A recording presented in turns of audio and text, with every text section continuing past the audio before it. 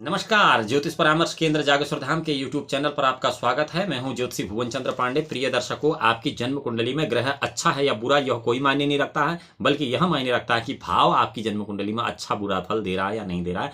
क्योंकि जितना अच्छा या बुरा फल ग्रह देते हैं, उससे ज्यादा अच्छा या बुरा फल भाव देते हैं। ये भाव क्या है, पिछली वीडियो में मैंने आपको बताए थे। लग्न से लेकर 5 भाव तक कौन से भाव आपके जीवन में शुभ या अशुभ फल दे रहे हैं, और इस वीडियो में हम आपको बताते हैं कि 5वें भाव से लेकर 12वें भाव तक आपकी जन्म कुंडली में कौन से भाव आपको शुभ या अशुभ फल दे रहे हैं। कई बार आपने देखा होगा कि आपको बहुत अच्छी दशा चल रही है कुंडली में, लेकिन आप परेशान हैं, और कई बार देखा कि बहुत बुरी दशा बता रहा है ज्योतिषी, लेकिन आप फिर भी सुखी हैं। इसका अर्थ यह है कि जो ज्योतिषी के पास आप जा रहे हैं वह केवल आपको ग्रहों के फल बता रहा है, न कि भावों के। या तो भावों के बारे में जानता ही नहीं है, या फिर वह त्रिस्कंद दैवज्ञ ज्योतिषी नहीं है।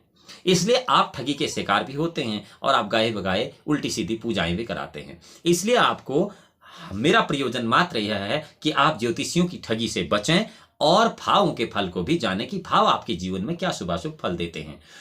पिछली वीडियो में लग्न से लेकर 5 भाव तक शुभाशुभ फल हमने आपको बताए थे। यहां हम 5वें भाव में के आधे जो कुछ नियम थे वो बताना मैं छूट गया था, इसलिए 5वें भाव के आधे भाव से लेकर 12वें भाव तक मैं आपको सारे भाव क्या फल आपकी जिंदगी में आपकी जन्म कुंडली में देते हैं यह सब बताता हूं। इससे पहले यदि आप ज्योतिष की जिज्ञासा रखते हैं और इस चैनल पर नए हैं तो इस चैनल को लाइक करना, सब्सक्राइब करना न भूलें। अर्थात इसको लाइक कर लें और सब्सक्राइब कर लें, और बेल आइकन का बटन केवल इसलिए दबा दें कि सोशल मीडिया प्लेटफॉर्म पर सबसे पहले आपको ज्योतिष संबंधी जानकारी विशुद्ध रूप से प्राप्त हो जाए। चलिए चलते हैं कि 5वां भाव, जो कि हम कल आपको आधा छूट गया था, उससे आगे बताते हैं कि 5वां भाव क्या करता है। गुरु टेवे में जब तक उम्दा औलाद दुखी ने होती से, यानी कि जब तक देवगुरु बृहस्पति आपकी जन्म कुंडली में ठीक है तब तक आपकी संतान को कोई दुख नहीं होगा। यह 5वें भाव का फल बता रहा हूं मैं, बृहस्पति का नहीं। अर्थात शनि और शुक्र या दोनों में से कोई एक पीड़ित है, शनि या शुक्र में से दोनों में से कोई एक पीड़ित है, तो 5वां भाव का फल मंदा हो जाता है। अर्थात आपको यह देखना चाहिए कि शनि या शुक्र नहीं, यहां जो शुभाशुभ फल आपको दे रहा है, गलत रिजल्ट, वो 5वां भाव दे रहा है। यही तो हम बात कर रहे हैं कि ग्रह नहीं भाव फल देता है। किंतु चंद्रमा अगर उत्तम है, चंद्रमा आपकी जन्म कुंडली में उत्तम है, तो यह स्थिति बदल जाती है। अर्थात मंदी हालत बदलकर बहुत जल्दी अच्छी हो जाती है। पंचमस्त ग्रह जो है वह 9वें भाव को देखता है। यदि 9वां भाव पीड़ित है, यानी कि 9वां घर अगर जन्म कुंडली में पीड़ित है, तो 5वें भाव का फल कमजोर हो जाता है। अब यहां ग्रहों का कोई खेल ही नहीं है, ग्रह यहां पर निष्क्रिय हो गए हैं। अगर जन्म कुंडली में 9वां घर कमजोर है, मंदा है या पीड़ित है, तो 5वां घर स्वतः कमजोर हो जाएगा। तीसरे और चौथे के पीड़ित होने का फल भी बहुत अशुभ होता है। तीसरे और चौथे भावों के पीड़ित होने का, यहां पर ग्रहों का नहीं है। यदि कहते घर 3 या 4 हो मंदा, बुरा असर पंच होता है। यानी कि अगर तीसरा या चौथा घर पीड़ित है तो 5वां भाव बहुत अशुभ फल देता है। यही तो हम बता रहे हैं आपको। केतु भला हो तो सब कुछ उम्दा, राहु मंदे सब कुछ उल्टा। अर्थात केतु अगर कमजोर है, केतु कमजोर होने का मतलब केतु से संबंधित भाव अगर कमजोर है तो कोई बात नहीं, वह बहुत अच्छा फल देता है। लेकिन अगर राहु का भाव कमजोर है तो वह बहुत बुरा फल देता है। राहु का भाव कौन है, यह पिछली वीडियो में मैंने आपको बताया है। छठे और 10वें घर में जो भी ग्रह बैठे होंगे, छठे और 10वें घर में जो भी ग्रह बैठे होंगे, वे परस्पर कट्टर शत्रु बन जाएंगे। उदाहरण के लिए, किसी जातक की जन्म कुंडली में छठे भाव में बृहस्पति है और 10वें भाव में चंद्रमा है, तो ये आपस में शत्रु बन जाएंगे। चाहे नैसर्गिक मित्र ही ये क्यों नहीं हो, ये पंचमस्त ग्रहों के भी शत्रु बन जाएंगे। यानी कि 5वें भाव में जो ग्रह होंगे उनके भी शत्रु बन जाएंगे। दोनों का जहर 5वें भाव में पहुंचकर संतान को अनिष्ट करता है या संतान का आचरण बिगाड़ देता है। इसलिए 10वें भाव को या छठे भाव को ठीक करना आवश्यक है। ग्रह को ठीक करने की कोई आवश्यकता नहीं, भाव को ठीक करने की आवश्यकता है। अब आपको अजीब सी स्थिति महसूस हो रही होगी कि ज्योतिष में ऐसा भी होता है। जी हाँ, ज्योतिष जन्म से लेके मृत्यु पर्यंत आपके सभी कर्मों का शुभाशुभ फल जानता है और उसका आकलन कर सकता है, करने में सक्षम है। ज्योतिष अपने आप में परिपूर्ण है। वेद का नेत्र ही ज्योतिष है, परंतु उसका संचालन या उसका जो उपयोग है वो हम नहीं जानते। 10वें चाहे दोस्त उसका शत्रु जहरी हो जाता है, यानी कि 10वें घर में अगर कोई ग्रह मित्र भी है तो वह उल्टे परिणाम ही देगा। 10वें भाव षष्ठ दशम जन्य अनिष्ट के निवारण के लिए, छठे और 10वें भाव का जो अरिष्ट है उसके अरिष्ट निवारण के लिए पंचमस्त ग्रह के शत्रु ग्रह से संबंधित चीजें, जो 5वें भाव में ग्रह हैं उनसे संबंधित चीजें घर में जमीन के नीचे दबानी चाहिए, जिससे पंचम भाव का अरिष्ट कम होता है। यदि पंचम भाव में राहु और शनि है, एकादश भाव में शुक्र है और अष्टम भाव में केतु या दसम भाव में गुरु है, तो पहले जीवन साथी बीमार होगा, जीवन साथी को बहुत भारी समस्याएं आएंगी। बाद में पुत्र भी रोग से पीड़ित होगा, पुत्र को भी रोग होंगे। इस अनिष्ट की शांति के लिए 48 दिन तक संतान के वजन के बराबर का अनाज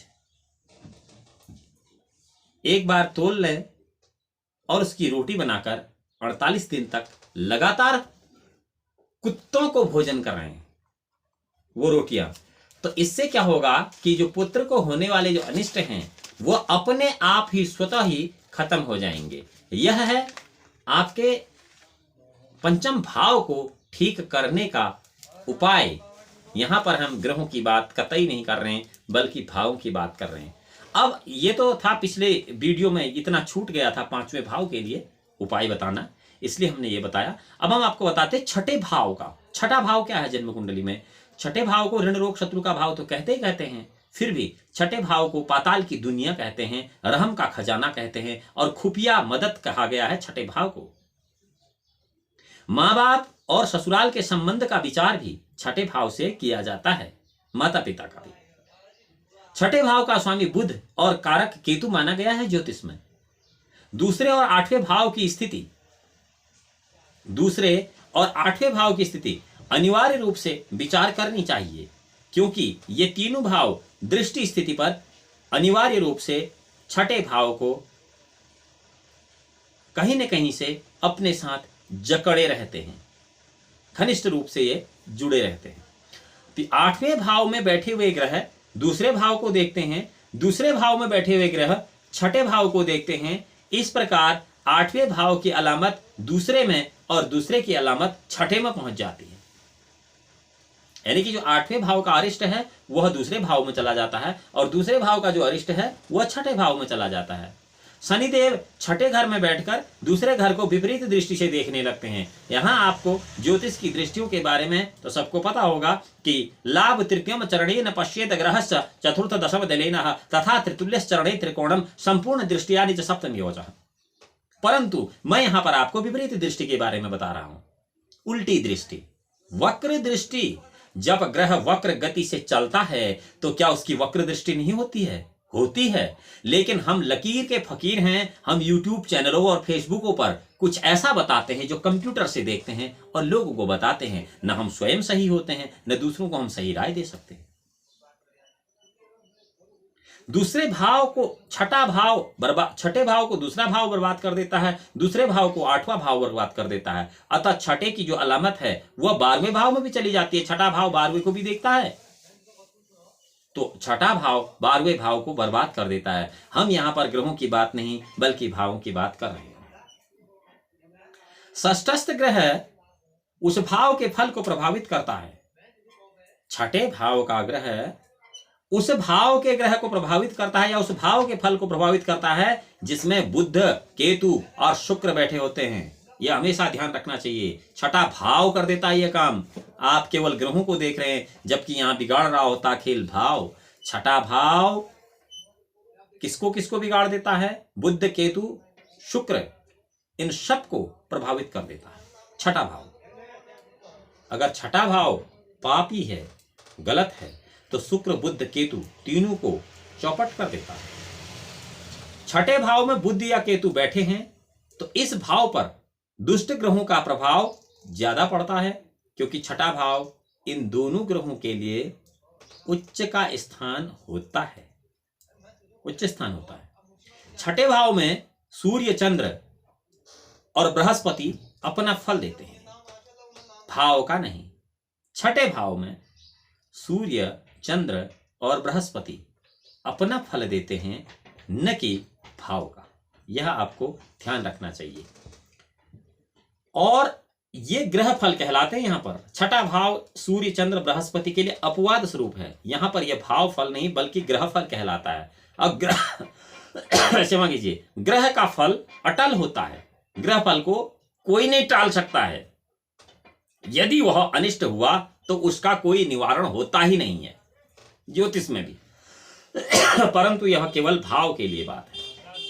दूसरे भाव में बैठे ग्रह छठे भाव को देखते हैं, छठा भाव खाली है तो दूसरे के ग्रह सो जाते हैं, दूसरे के मतलब दूसरे भाव के ग्रह सो जाते हैं।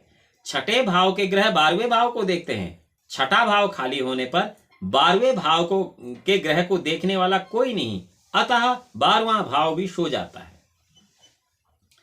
अब उपाय क्या है? इन दोनों भावों को, दूसरे और 12वें भाव भले ग्रह हुए तो उनके सो जाने पर छठा भाव उनके शुभ फल से वंचित रह जाता है, और इस स्थिति में पहला और 12 के भाव को जगाना श्रेष्ठतम होता है। यानी कि लग्न और 12वें भाव को जगाना जरूरी होता है। इसके लिए जातक मामा परिवार की लड़कियों की सेवा करे, उनकी सहायता करे और स्वयं अपनी पुत्रियों और दोहतियों की अच्छी देखभाल करे तो कारगर असर होता है।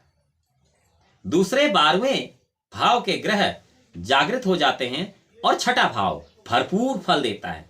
यह भाव की बात है। अब आपको बताते हैं सप्तम भाव के बारे में कि जन्म कुंडली में सप्तम भाव क्या शुभाशुभ फल देता है। सातवां भाव गृहस्थी का कारक है, कलत्रय स्थान है और दाम्पत्य संबंध इससे जुड़ा होता है। जातक आजीविका उपार्जन के लिए किस प्रकार का व्यवसाय करेगा, उसे इस व्यवसाय में किसकी प्राप्ति होगी, जीवन निर्वाह आसान होगा या कठिन होगा, भाई बहन बाल बच्चों की क्या स्थिति होगी, इन बातों का विचार 7वें भाव से किया जाना चाहिए। और गृहस्थी की चक्की इसे कहा गया है एक तंत्र ज्योतिष में, वैदिक ज्योतिष में नहीं, तंत्र ज्योतिष भी एक है, उसमें इसको गृहस्थी की चक्की कहा गया है। आकाश जीवन 2 पत्थर 7वें रिज्क अकल की चक्की है, अर्थात 7वें घर का स्वामी शुक्र और कारक भी शुक्र और बुध, ये दोनों हैं। इस भाव में शनि उच्च का हो जाता है, सूर्य नीच का हो जाता है। 7वें भाव में, राशि में नहीं, ये भी बात कर रहे हैं, भाव की बात कर रहे हैं। इस भाव में शनि अशुभ फल पीड़ित होने पर ही देता है, अगर पीड़ित है तो। सूर्य अन्यथा नहीं, क्योंकि एक तो उच्च का होता है, दूसरे शुक्र का मित्र होता है, शुक्र का मित्र होता है। 7वें भाव की अपनी दृष्टि किसी भाव पर ऐसी नहीं होती। सप्तमस्थ जो है लग्न को पूर्ण दृष्टि से देखता है, पहला घर खाली है तो 7वां घर सो जाता है। अगर लग्न में कोई ग्रह नहीं है तो सप्तम घर सुप्त हो जाता है, सो जाता है। अब 7वां घर जगाया कैसे जाए? पहले घर के खाली होते 7वां फौरन सोया, अब ये 7वां घर जो है इसको जगाया कैसे जाए? गृहस्थ की जो चक्की है, इसे बहुत सुंदर रूप से देवज्ञ ज्योतिषियों ने पहले कहा है कि धरती आकाश 2 पत्थर हैं, धरती और आकाश 2 पत्थर हैं। इस चक्की में शुक्र धरती का प्रतीक है, बुध आकाश का प्रतीक है। गृहस्थ की चक्की में शुक्र नीचे वाला पाटा है और जो स्थिर रहता है, और बुध ऊपर वाला पत्थर है जो घूमता है। सूर्य चंद्र और राहु का फल शुक्र के समान है। सूर्य चंद्र और राहु का फल जो है इसमें शुक्र के समान है, स्थिर रहने वाला है, अर्थात अटल होता है। गोचर वशात ये ग्रह अनिष्ट फल दें तो उनका कोई निवारण गोचर में नहीं होता है, उसे तो भोगना ही होता है। सूर्य चंद्र और राहु का फल शुक्र के समान स्थिर रहने वाला, अर्थात अटल होता है। इस भाव में शनि और केतु के प्रभाव बुध के समान घूमने वाले होते हैं। ये ग्रह अनिष्ट फल दे रहे हैं तो सम्यक उपचार के उपरांत इनका शमन संभव है। अर्थात बहुत अच्छा उपचार अगर आप करते हैं तो इनका उपचार किया जा सकता है और इन ग्रहों के अनिष्ट को दूर किया जा सकता है, इसमें कोई शंका नहीं, निसंदेह यह काम होता है। अधिकतर स्त्री घर जो है, स्त्री ग्रह जो हैं जैसे शुक्र चंद्र आदि हैं, ये स्त्री को ही प्रभावित करते हैं अधिकतर, और पुरुष ग्रह पुरुषों पर ज्यादा प्रभाव डालते हैं। किंतु सातवें घर में चंद्रमा के साथ 2 या 2 से अधिक ग्रह हुए तो प्रथम और सप्तम के ग्रहों का प्रभाव, जो चंद्र जिसको हम माता कहते हैं माता कहते हैं, तो प्रथम चंद्र के जो माता के घर हैं उस पर होने लगता है, और वह बृहस्पति का जो फल है वह पिता पर होने लगता है। यह है आपके सप्तम भाव का शुभाशुभ फल। अब हम आपको बता देते हैं कि सातवें भाव 6 और 7वें के बाद 8वां भाव जन्म कुंडली में किस प्रकार के शुभाशुभ फल देता है। 8वां भाव मृत्यु का या बीमारी का भाव माना गया है, और इसलिए मुकाम, फानी, मौत, अदल और न्याय का घर इसे कहा गया है। मुकाम का यानी कि किसी एक टारगेट का, मौत का, और न्याय का घर भी 8वां घर कहलाता है। 8वें भाव का स्वामी मंगल है, कारक शनि और मंगल दोनों हैं, इसलिए इसे शनि और मंगल की साझी गद्दी कहा जाता है। मंगल और शनि की साझी गद्दी। अष्टम भाव में कर्म फल का निर्णय चंद्रमा करता है। अष्टम भाव में जो कर्म फल है उसका निर्णय चंद्रमा के हाथ में होता है। उसके न्याय में माफी या दया के लिए कोई स्थान है ही नहीं। 8वां भाव विपरीत दृष्टि द्वारा दूसरे को देखता है, और दूसरा छठे को और छठा 12वें को देखता है। ये पहले भी मैंने आपको बताया।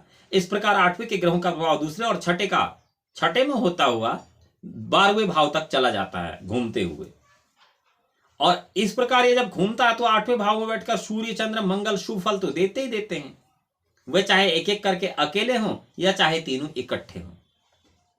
8वें भाव में बैठकर सूर्य, चंद्र, मंगल जब शुभ फल देते हैं तो सूर्य चंद्र के साथ गुरु अगर है तो 8वें घर की घेराबंदी हो जाती है।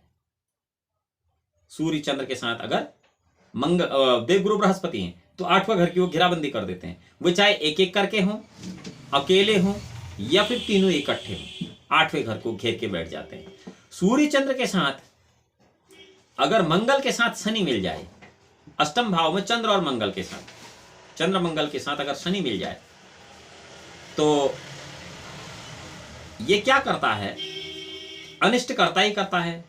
चंद्रमा स्वास्थ्य को बिगाड़ देता है, शनि मृत्यु प्रदान करता है, और मंगल जो है दूसरे तथा छठे भाव से प्रभावित होकर ग्रहण करके मंगलवध अर्थात बुरा हो जाता है, बहुत अशुभ प्रभाव देता है। यह जातक को हर तरह से कलंकित करते हैं, अपमानित करते हैं और मृत्यु भी दे देते हैं। इस भाव में ये तीनों एक एक अकेले ही हों तो शुभ फल देते हैं।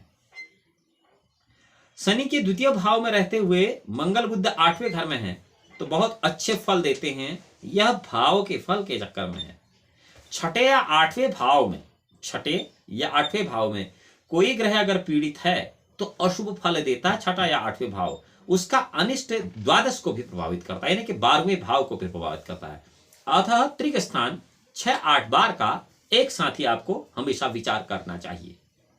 और यदि यह आपकी समझ में नहीं आता है, आप किसी भी ज्योतिषी को अपनी जन्म कुंडली दिखा सकते हैं। वो भी अगर आपकी समझ में नहीं आता तो आप इसी YouTube चैनल के कमेंट बॉक्स में लिंक में अपना डिटेल भेज सकते हैं, हम आपकी शंका का समाधान अवश्य करेंगे। अष्टम भाव संबंधी मामलों में चंद्रमा सबसे अधिक बलवान होता है। स्वग्रही और उच्च का होकर वो 12वें भाव को अशुभ फल मिटा देता है। अष्टमस्थ ग्रह, द्वितीयस्थ और एकादश ग्रह के शत्रु हुए तो मर्मान तक चोट पहुंचाते हैं, अर्थात मन में चोट पहुंचा देते हैं, आघात पहुंचा देते हैं। 11वें भाव का ग्रह गोचर से 8वें या 11वें में वर्ष फल में आए और उस समय 11वें भाव में बैठे हुए ग्रह की चीजें घर में लाना अशुभ होता है। इससे स्वास्थ्य बिगड़ता है, धन हानि होती है। चतुर्थ भाव में बैठा हुआ ग्रह 2, 11 के ग्रहों का शत्रु हुआ तो मौका पाकर 8वें में बैठा हुआ ग्रह हमला कर देता है, अर्थात मृत्यु देता है। इसलिए अष्टम भाव से हमेशा सावधान रहना चाहिए। अष्टम ग्रह उतना घातक नहीं है जितना कि अष्टम भाव घातक है। अब भाव क्या फल देता है वो सब आप इसमें जान रहे हैं। अब आपको बताते हैं नवम भाव। नवा भाव भाग्य का भाव कहलाता है। आगाजे किस्मत इसको कहा गया है। इस भाव का स्वामी बृहस्पति है, कारक भी वही है, और इसे गुरु की गद्दी कहा गया है। नवे घर की पांचवें घर पर दृष्टि होती है। नवे की अपनी दृष्टि होती नहीं है। वैसे नवा भाव कर्मों का सागर है। ये द्वितीय भाव पर कर्मों की वर्षा करता है। दोनों का गहरा संबंध है। नवा भाव जब सोया हुआ होता तो द्वितीय भाव के माध्यम से जगाया जाता है। अगर नवा भाव सोया है तो दूसरे भाव के माध्यम से उसे जगाया जाता है, लेकिन यह तब संभव होता है जबकि तीसरे और पंचम भाव खाली हो। अगर तीसरे और पंचम भाव में ग्रह है तो फिर आप नवे भाव को नहीं जगा सकते हैं। फिर पांचवें भाव का प्रभाव शामिल होगा। लेकिन तब जब तीसरे और पंचम भाव खाली नहीं है, पहले तीसरे भाव का प्रभाव शामिल हो जाएगा इसमें, और फिर पांचवें भाव का प्रभाव शामिल होगा, तब जाके दूसरा भाव जागेगा। यहां ग्रहों की बात नहीं, भावों की बात हो रही है। आपको बार बार समझा रहा हूं। घर तीजे का असर हो पहले, और बार मिला घर 5 का हो। तीसरा भाव भी सोया हुआ हो तो 3 साल की आयु के बाद असर होता है। क्षमा कीजिए। सोया हुआ ग्रह गोचर में, सोया हुआ जो ग्रह है गोचर से नवम में आने के बाद सक्रिय हो जाता है, तो वह अपनी आयुष्य पर फल देना शुरू करता है, और अपनी निश्चित आयु पूरी होने तक फल दिया जाता है, रुकता नहीं है वो फल देने में। अभी क्या है कि जो ग्रह बार बार निष्क्रिय हो जाते हैं, उदाहरणार्थ टेवे में अगर गुरु दूसरे घर में है और गोचर वशात नवम भाव में आता है तो 16 वर्ष की आयु में अपना फल देना आरंभ करता है, और आगे 16 वर्ष तक 32 वर्ष की आयु तक फल दिए जाता है। ग्रहों की आयु के संबंध में मैंने आपको पहले बताया कि किस ग्रह की कितनी आयु होती है, और उस आयु के हिसाब से आप जातक की आयु का निर्धारण करते हैं। सूर्य चंद्र नवम भाव में है तो सदा शुभ फल देते हैं। राहु केतु भी जातक पर बुरा प्रभाव नौवें भाव में तो नहीं डालते हैं। यह भाव की बात है। यहां पर हम कतई ग्रहों का विश्लेषण नहीं कर रहे हैं, भाव का विश्लेषण कर रहे हैं। यह आपको बार बार समझना चाहिए कि ग्रह नहीं बल्कि भाव का विश्लेषण मैं यहां पर कर रहा हूं। उपाय क्या है? नौवें भाव के ग्रहों की चीजें जो है वो तिलक के स्थान लगाने से,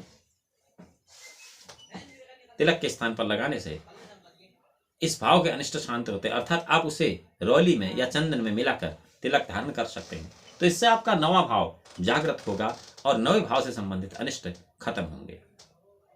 बताते दसम भाव के लिए कि दसम भाव को किस्मत की दुनिया का मैदान कहा गया है।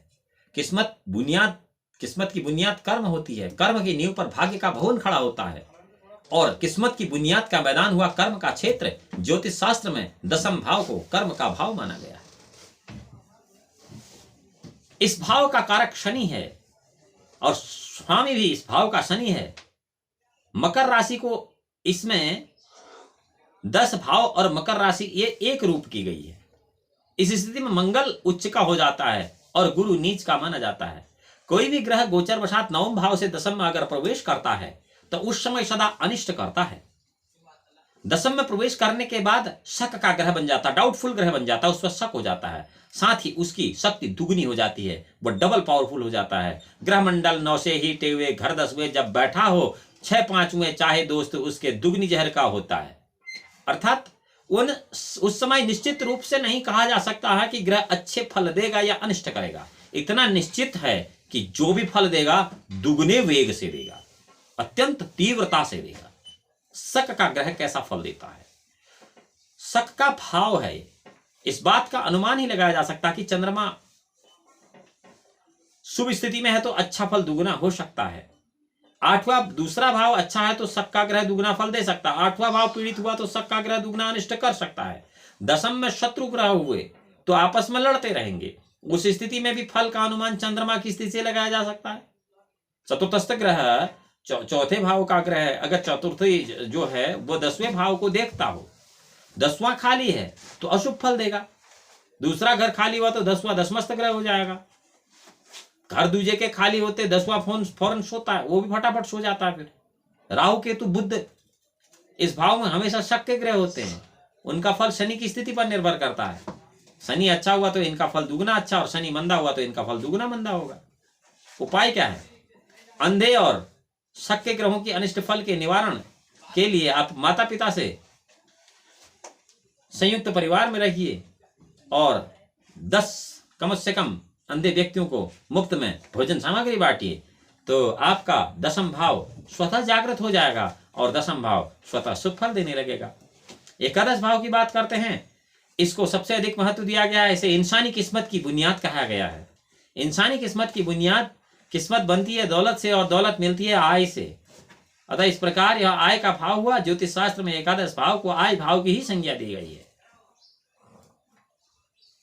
एकादश भाव के स्वामी शनि, इस भाव का कारक जो है देवगुरु बृहस्पति ही, इसलिए उसे गुरु का स्थान भी कहा गया। एकादश भाव जो है जातक के वैभव, ऐश्वर्य, आमदनी और बचत बरकत के निर्णय करता है। इस कारण से न्याय का स्थान भी कहा जाता है। और देख लीजिए, एकादश भाव अगर ठीक नहीं है तो फिर आमदनी उतनी अच्छी नहीं होगी, चाहे एकादश भाव में उच्च के देवगुरु बृहस्पति कर्क राशि के क्षमा कीजिए हंस नाम का पंच महापुरुष योग ही क्यों न बनाते हैं।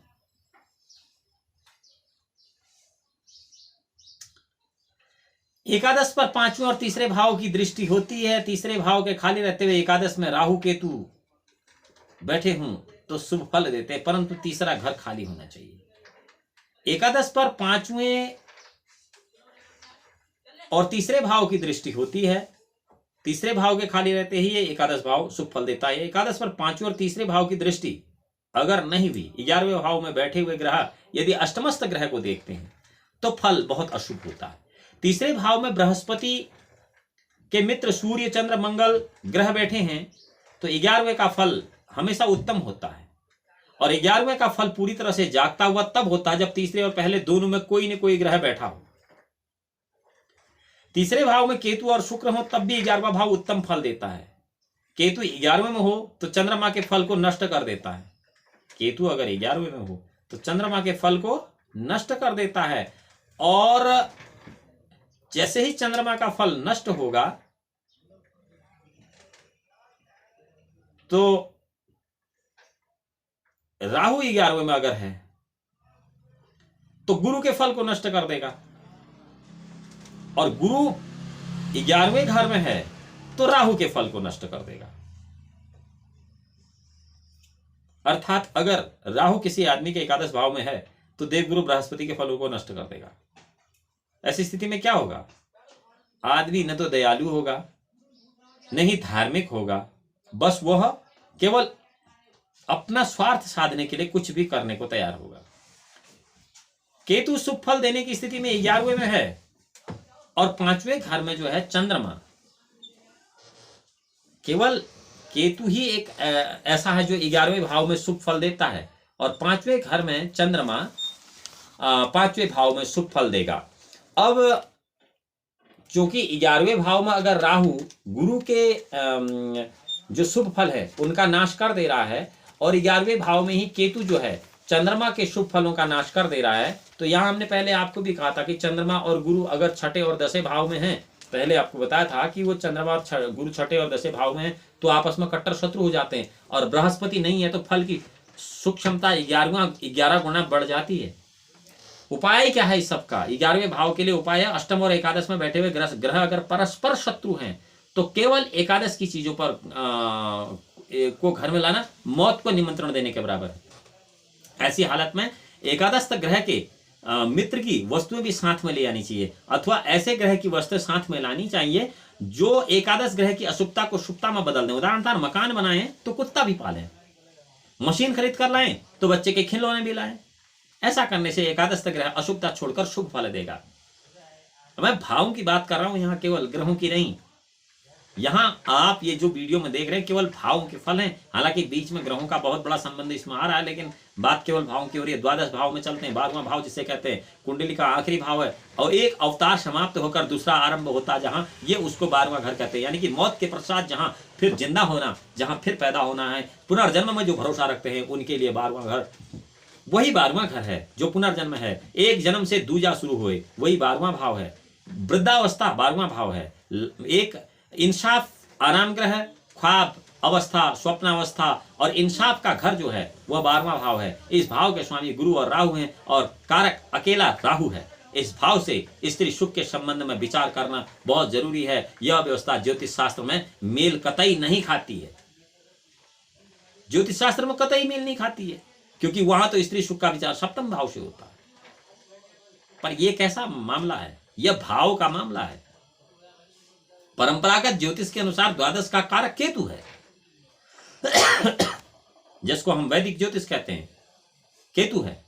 परंतु इस भाव से जीवात्मा की अंतिम परिणति अर्थात मोक्ष के संबंध में विचार किया जाता है। मोक्ष के संबंध में, जब मोक्ष के संबंध में इससे विचार किया जाता है तो बिना गृहस्थ के मोक्ष प्राप्त होना तो असंभव है। कैसे प्राप्त होगा मोक्ष? क्योंकि आप मोक्ष प्राप्ति करने के लिए जिन यज्ञादि कर्मों को करते हैं, उन यज्ञादि कर्मों को तो आप पत्नी के बिना कर ही नहीं सकते हैं। पुत्र की पालन पोषण के बिना पितृ ऋण तारे बिना कर ही नहीं सकते हैं। तो जब आपका पुत्र ही नहीं होगा, आप पुत्र का पालन नहीं करेंगे, संतान का पालन नहीं करेंगे, तो आप मातृ पितृ ऋण से उऋण नहीं होंगे। जब आप मातृ पितृ ऋण से उऋण नहीं होंगे, आपको नाना प्रकार के शाप होंगे, तो आप कैसे मोक्ष के अधिकारी हो सकते हैं? मोक्ष क्या है यह एक अलग विषय है, परंतु ज्योतिष बड़ा गूढ़ रहस्यमयी है। इसे कुछ गिने चुने लोगों ने विकृत कर दिया है। प्रथम भाव के ग्रह की, अगर जो पहला भाव है उसके ग्रह की आयु के समाप्त हो जाने के बाद सब ग्रहों का फैसला 12वें भाव में होता है। आप किसी जातक की आयु का अनुमान कर रहे हैं, वो तो ग्रहों की आयु से तो प्रथम भाव की आयु खत्म होगी, तो फिर तो 12वें भाव का जो 12वां भाव है उससे सारा अनुमान लगाया जाता है, सब सारा चार्ज ही उसके पास आ जाता है। सीधी बात यह कि कुंडली के सभी ग्रहों के शुभाशुभ फल विचार करने के बाद जातक के जीवन की सफलता और जीवात्मा की अंतिम परिणति के संबंध में एकादश भाव के शुभाशुभ के आधार पर निर्णय किया जाता है। उसमें भी यदि कोई अंतर्विरोध या शंकाएं दिखाई देती है तो प्रथम भाव की शुभाशुभता के आधार पर संशोधन करके अंतिम निर्णय किया जाता है। और प्रथम भाव के ग्रह की आयु समाप्त हो जाने के बाद ये निर्णय द्वादश भाव से ही होते हैं। इसलिए द्वादश भाव को आप कतई नहीं कह सकते कि वह ग्रस्त जीवन का कारक नहीं हो सकता है। इस अर्थ में द्वादश भाव जातक के चारित्रिक जो उपलब्धियां हैं उनका भी भाव है। यदि दूसरा, छठा, आठवां, जिसको हम त्रिक स्थान ज्योतिष में कहते हैं, ये खाली नहीं है तो जातक सच्चरित्र होता है।